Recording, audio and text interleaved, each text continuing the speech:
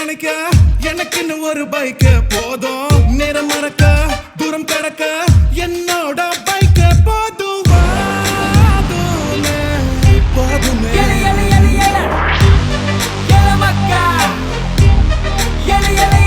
என்னடா அச்சு மச்சி வண்டிய பாரு மச்சி, பொண்ணுங்க உங்க கட்சி, நாங்க இப்போ ரெண்டு கட்சி.